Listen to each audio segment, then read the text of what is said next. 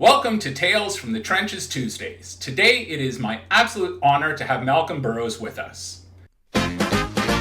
Here's a story of a fundraiser who was launching his very own web show. Each episode is very short due to edits, so it can really flow.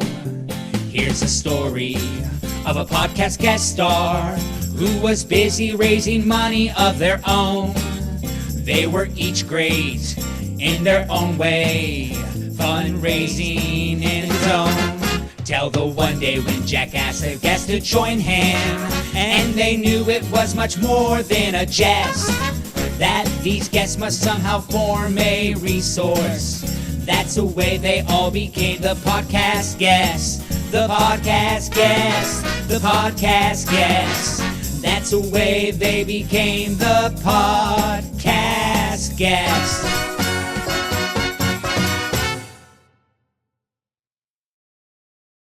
Malcolm is a philanthropic advisor and gift planner with over 34 years of experience. He's the head of Philanthropic Advisory Services at Scotia Wealth Management. He founded and leads Aqueduct Foundation, a public foundation with donor-advised funds. Aqueduct is the 13th largest foundation in Canada by assets and has granted over $766 million to registered charities since its inception almost 20 years ago. He also leads Scotia Wealth Management's 100-year-old private foundation services practices. Before joining Scotia, he worked for 3 major Toronto charities from 1990 to 2004 and started his career in the arts. Malcolm is an active educator, writer, and volunteer in the charitable sector and wealth planning community. Through the Canadian Association of Gift Planners, he has contributed to the development of new charitable tax incentives, including the elimination of capital gains on gifts of public securities and the estate donation rules. His proposal for gifts of private securities and taxable real estate, published by C.D. Howe Institute, was included in the 2015 federal budget. He was CAGP's course director from 1999 to 2011 and is a member of the Government Relations Committee. So, welcome, Malcolm. Thanks, Jack. It's a pleasure to be here. I'm just finding, and maybe it's just my luck that I've been there, that the bigger gifts are not coming from your top donor pool. It's coming from your annual donor pool.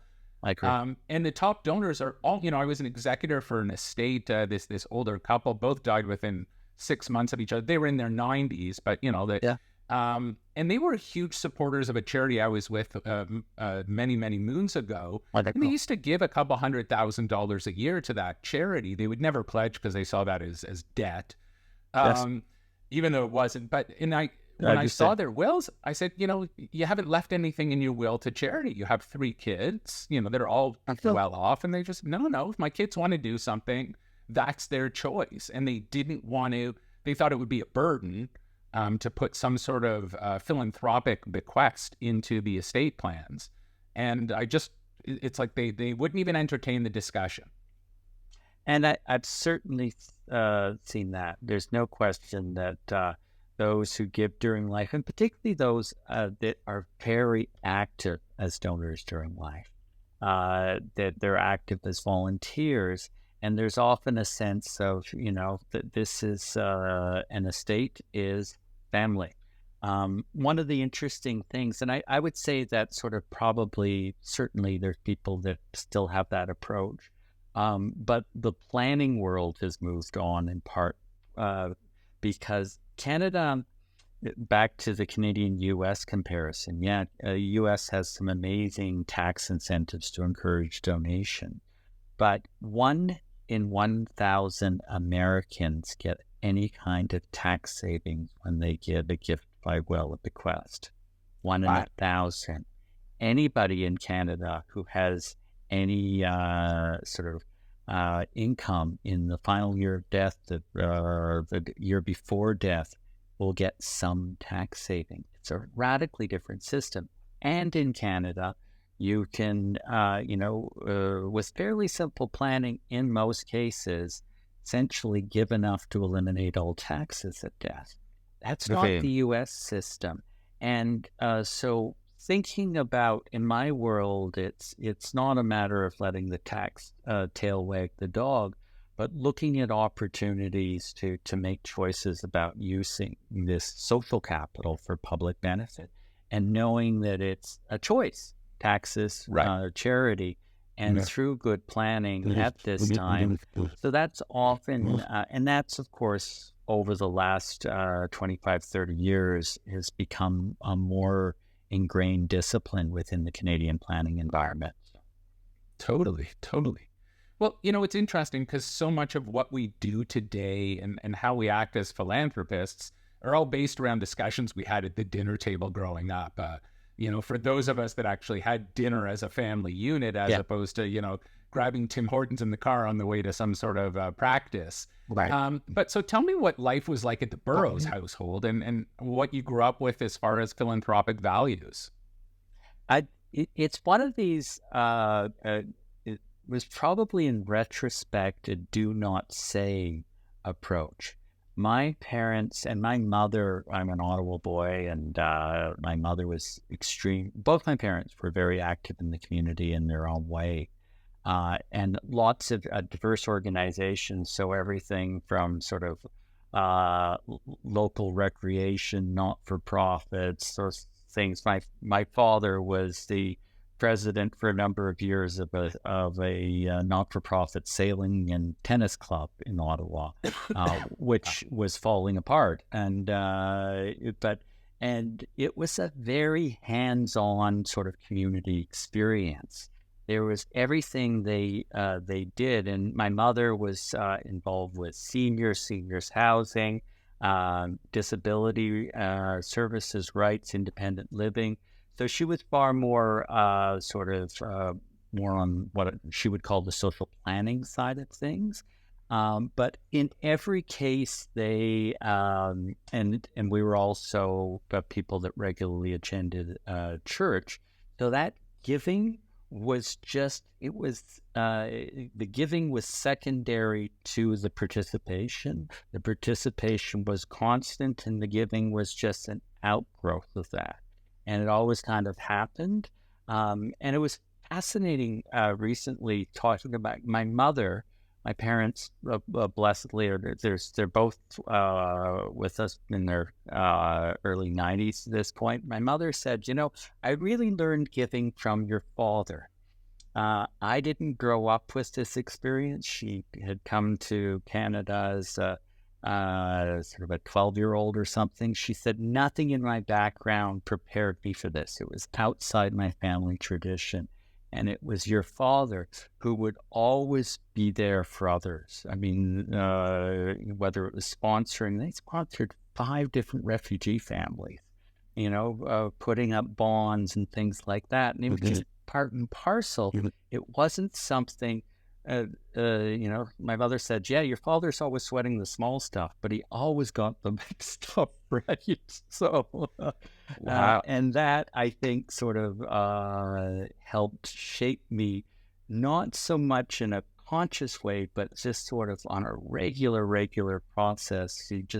You were engaged, you were involved, you did stuff for others, and that was important to all of us, and that certainly shaped me. So, well, it's funny. I've always said that those that attend services regularly, however they define that, tend to be bigger philanthropists than those that don't. If you're just looking at the cohort, obviously there's outliers and everything. But, sure. But that's what the data has always said. Yeah, it's and that was true with my parents as well, and that's probably where it came from. Even though in my family and the next generation of my family were not regular churchgoers, but it was still very much informed by that value set. So how do you decide where to lend your talent, time, and treasure to? I would say that volunteering is probably my hobby, which is my family thinks is pathetic, but there you go.